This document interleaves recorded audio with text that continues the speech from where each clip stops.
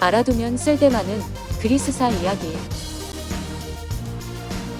54번째 이야기. 아테네의 과두정부를 세운 스파르타와 영혼의 산파 소크라테스.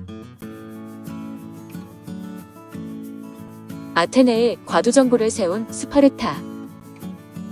전쟁이 끝난 직후인 기원전 404년 아테네 시민들은 전쟁에서 패했으나 오히려 안심을 했는데 지긋지긋한 전쟁이 드디어 끝났다는 사실에 즐거웠습니다. 비록 이번에 승리하지는 못했지만 스파르타에 빼앗긴 패권을 곧 찾아올 수 있을 것이라는 희망을 품고 약속대로 성벽을 허물었습니다. 스파르타의 왕 레오티키다스는 군대를 이끌고 위풍당당하게 아테네 성 안으로 들어왔고 스파르타 군대는 무력을 앞세워 거만하고 제멋대로 굴었습니다. 그리고 얼마 후 리산드로스의 군대만 남겨두고 모두 스파르타로 돌아가는데 리산드로스는 아테네의 스파르타를 지지하는 정치가들을 불러 모아 과두 정부를 세웠습니다. 그들은 모두 30명이었기 때문에 30인 참주라고 부르는데 30인 참주의 지도자는 크리티아스로 그는 소크라테스의 배자였고 플라톤의 외숙보였습니다. 30인 참주는 자신들에게 불만을 품은 사람이 있으며 즉시 재산을 빼앗고 추방하거나 심지어 사형에 처하기도 했습니다. 30인 참주는 시민들을 엄격하고 잔혹하게 압박했으며 민주파를 해체하려고 했고 조금이라도 반대 의견을 이야기하면 그 자리에서 바로 죽였습니다. 당시 30인 참주가 처형한 사람의 수는 펠로폰네소스 전쟁의 마지막 10년 동안 죽은 아테네 인보다 많다고 합니다. 30인 참주들은 시민들이 반란을 일으키는 것을 저지하기 위해 아테네 시민 수를 3,000명으로 제한하고 또 다른 각종 방법을 이용해서 시민의 정치 참여를 막으려 했습니다. 도덕과 윤리 규범에 어긋나는 참주들의 행동은 점차 아테네인들의 불만을 고조시켰는데 시민뿐 아니라 30인 참주 내부에서도 이를 싫어하는 사람이 있었습니다.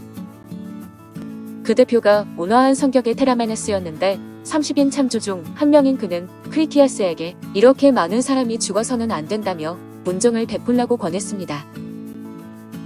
크리티아스는 겉으로는 고개를 끄덕이며 그러겠다고 했지만 동시에 속으로는 테라메네스를 제거해야겠다고 생각했는데 며칠 후 회의 중에 크리티아스는 테라메네스를 배신자로 몰아붙였습니다. 결국 그의 입에 억지로 독약을 쏟아부어 죽였는데 테라메네스는 죽어가면서 입안에 독약을 뱉어내면서 말했습니다. 이것은 크리티아스 너에게 남겨주는 것이다.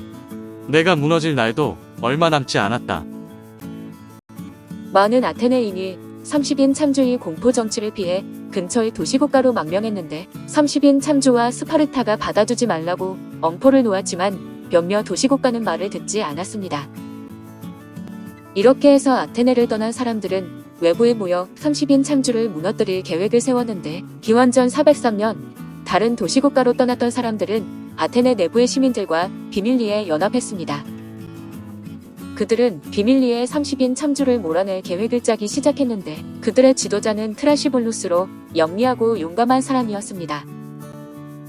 그는 군대를 조직해서 우선 아티카 반도의 필리를 근거지로 삼아서 30인 참주를 피해 다른 나라로 가서 살고 있는 아테네인들을 불러 모았습니다. 그러면서 트라시볼루스의 군대는 점차 더욱 강해졌는데 크리티아스는 이 소식을 듣고 크게 화를 냈고 바로 스파르타의 지원을 요청하고 필리로 향했습니다. 이로써 트라시볼루스의 군대와 30인 참주의 군대가 치열한 전투를 시작했는데 30인 참주의 군대를 지휘하는 장군 중에는 30인 참주를 반대하는 사람들도 있었습니다.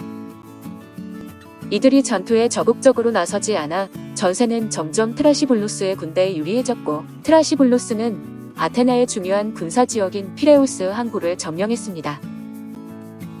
무너질 날이 얼마 남지 않았다는 테라메네스의 유언처럼 크리티아스는 이 전쟁에서 전투 중에 죽었는데 크리티아스가 죽었다는 소식이 전해지자 아테네인들은 기쁨의 눈물을 흘리며 환호했습니다. 그들은 이제 30인 참주의 통치에 복종하지 않았으며 그동안 30인 참주의 억압을 실하려 아테네인들은 30인 참주를 사형에 처하라고 요구했습니다. 이런 분위기를 눈치챈 30인 참주 중 대부분은 허둥지둥 다른 나라로 도망갔는데 스파르타의 장군 리산드로스는 상황이 어떻게 돌아가는지 지켜보고 있었습니다.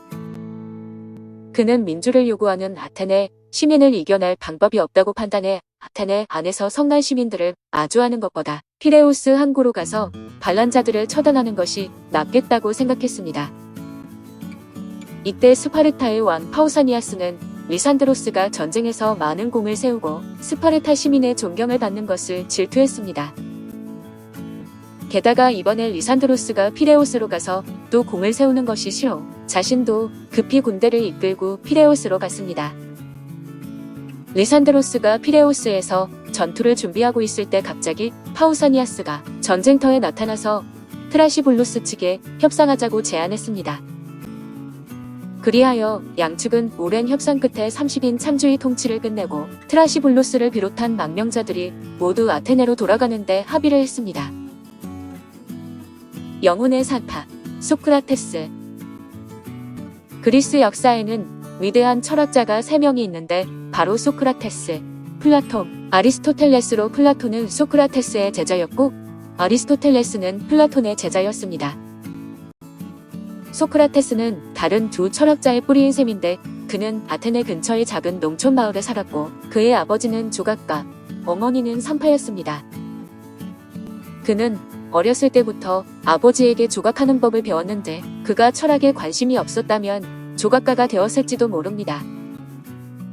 당시에 유행한 철학은 자연 만물을 연구하는 것이었으나 소크라테스는 그보다 사회와 인생을 탐구하기를 즐겼는데 그는 끊임없이 선을 탐구하고 파헤치는 철학자였습니다. 소크라테스는 가난했지만 돈에 전혀 관심이 없었는데 여름이나 겨울이나 늘 옷 한 벌만 달랑 입고는 광장을 걸어 다니며 여러 사람과 다양한 문제를 토론했습니다. 선행이란 무엇인가? 도덕이란 무엇인가? 진리는 어떤 것인가? 아름다움이란 어떤 것을 말하는가? 그는 모두들 알고는 있지만 모호한 것들에 대해서 정의를 내리고자 했습니다. 소크라테스는 독특한 대화법으로 유명한데 그는 제자들이 질문하며 한 번도 그 자리에서 대답한 적이 없었고 그들에게 되묻고 함께 토론하면서 문제를 해결했습니다. 끊임없이 돌이켜 생각해보고 문제를 정확하게 인식하는 것, 이것이 바로 문답법이라고 불리는 그의 첫 번째 대화법입니다. 그는 또 나의 어머니는 산파였다.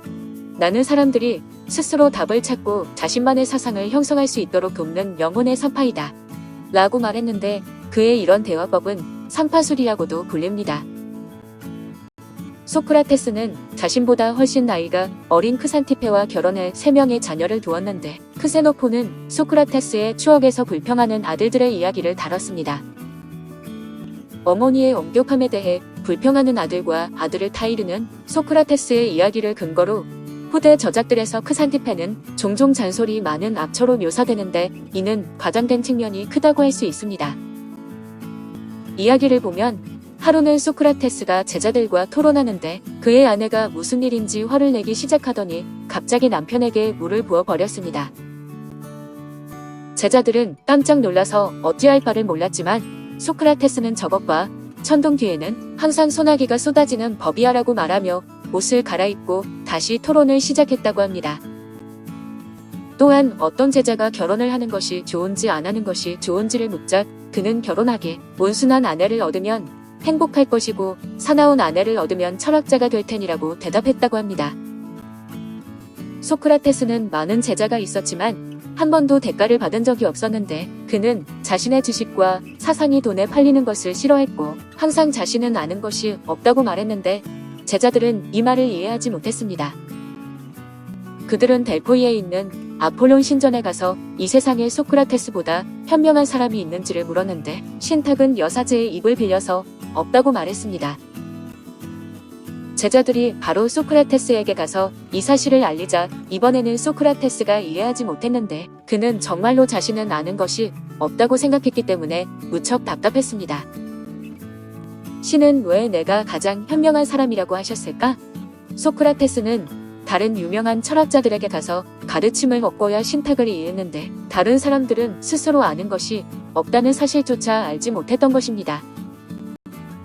소크라테스는 쓸데없거나 가능하지 않은 헛된 이야기를 하는 것을 경멸했고 모든 분야는 각기 최고의 전문가들이 관리해야 한다고 생각했는데 그 중에는 정치도 포함되었습니다. 그는 투표를 통한 정치 참여를 반대했는데 그런 방식으로는 어리석은 시민이 정치를 올바르지 못한 길로 이끈다고 생각했고 행동의 기본이 도덕에 있다고 보고 도덕적인 사람이 되어야 한다고 생각했습니다. 소크라테스는 당시 아테네에서 아주 큰 영향력이 있었는데 그는 직접 정치에 나서지는 않았지만 그의 제자 중에서는 정치가가 된 사람이 아주 많았습니다. 기원전 399년에 소크라테스는 신을 모독하고 청년들을 나쁜 사상으로 물들였다는 죄명으로 고발되었는데 근거 없는 고발이었지만 사람들이 그의 교육 방식을 우회한 것으로 추측됩니다. 소크라테스는 청년들이 인생과 미래를 더 깊이 생각하도록 이끌었고 그중 일부 청년들이 아버지 세대를 거부했는데 아버지 세대는 당연히 이것을 소크라테스가 유도했다고 생각했을 것입니다. 사실 소크라테스가 고발당한 데에는 어느 정도 정치적인 이유도 있었는데 투표로 정치가를 뽑는 방식을 반대해 투표로 뽑힌 정치가들의 미움을 산 것은 당연했습니다.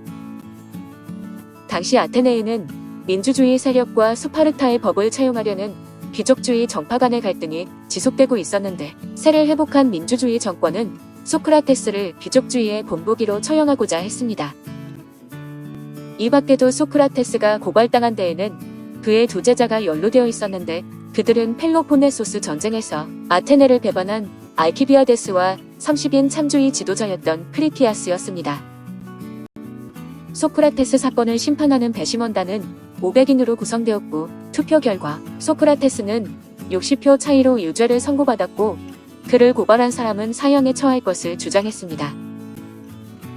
당시 아테네의 재판은 일단 유죄로 결정되면 고발한 사람과 고발당한 사람이 각각 형량을 제한할 수 있고 두 가지 중에서 배심원단이 고르는 방식이었습니다.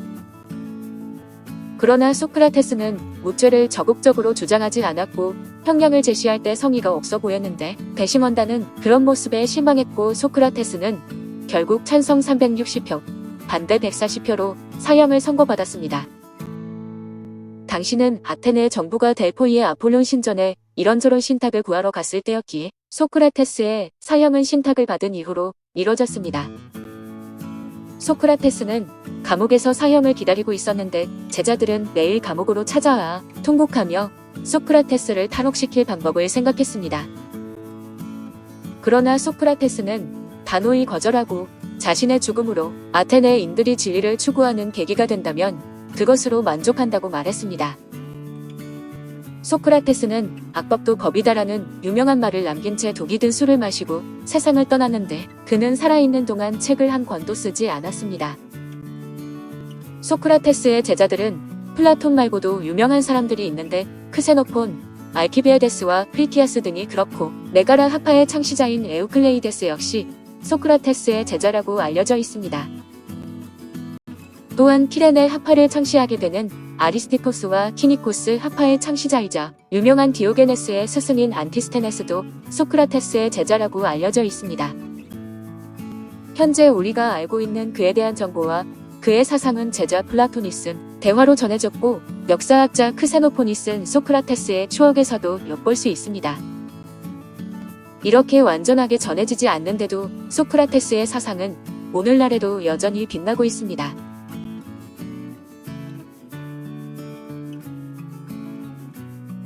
55번째 이야기, 이상을 찾아 떠난 플라톤과 8년간 계속된 코린토스 전쟁으로 이어집니다.